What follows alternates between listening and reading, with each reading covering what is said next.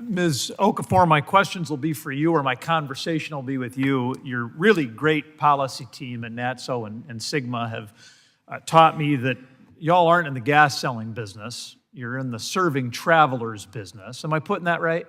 You've got it right. And so and in your testimony, you talked about being technology neutral, but you're not a partisan with regard to what fuel you're selling as long as your company can make money doing it, right? Absolutely. So talk to me a little bit about the negotiations with public utilities. And obviously you've got stores all over the place, so I'm sure you've got a variety of stories, but give me a sense of how that normally goes. Yes, you hit the nail on the head. We have over 640 stores in 42 states.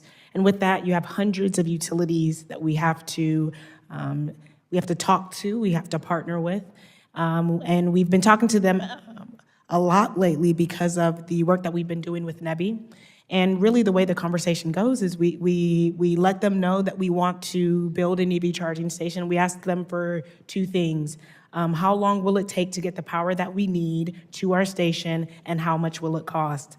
In some cases, they give you an answer. It's usually vague because they haven't done the analysis themselves, which makes it extremely difficult because for the investment, the utility portion is always a black box. One example of that is we were building out a charging station out in Coachella, California. We had originally thought that the utility upgrade there would cost $50,000. Come to find out, the utility upgrade, whenever they did the engineering analysis, would cost over $300,000 and take a year to install. So that uncertainty makes the investment challenging. I think everybody realizes that the fuel part of your business is a pretty tight margin business. I assume that's true whether you're selling electricity or gasoline. It's a little hard to recover a $300,000 line extension fee, I would think. It is difficult to recover that sort of investment, especially when utilization is low. The other thing that's difficult to recover is demand charges.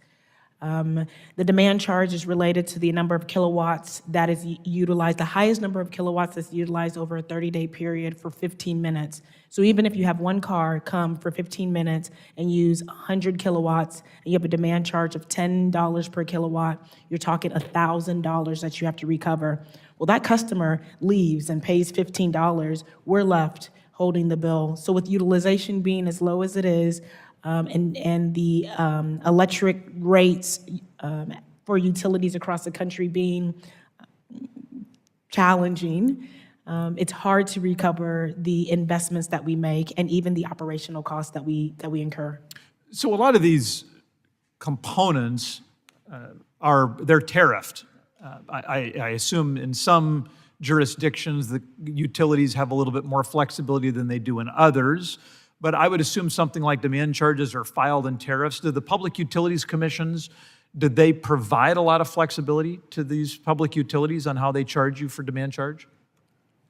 I'm not particularly, I don't have very much detailed information on how rate structures are chosen. What I will say about rate structures is because we don't have any control over the rate that we pay, it can change without my knowledge. For instance, there was a charging station that we have out in California. We reached a certain demand, and for certain rates, if you reach a certain demand for a number of months, they move you into a new rate structure.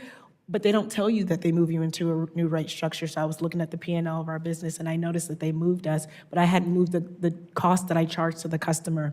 So that lack of transparency, the lack of knowledge on when things are happening and how they're happening, and the lack of ability to choose a new provider puts us in a very tight spot, and it makes the investment extremely challenging. Am I right in assuming, Ms. Okafor, that all of this unpredictability and relative lack of control puts some downward pressure on your interest in making these kind of investments? It certainly makes it extremely challenging. At the end of the day, our goal is to provide the fuel that our customers need, but furthermore, the goal is to make a return on our investment. And if the utilization isn't high and the return is challenging, it makes it hard to make the investment. Thanks very much for sharing that, Mr. Chairman. I yield back.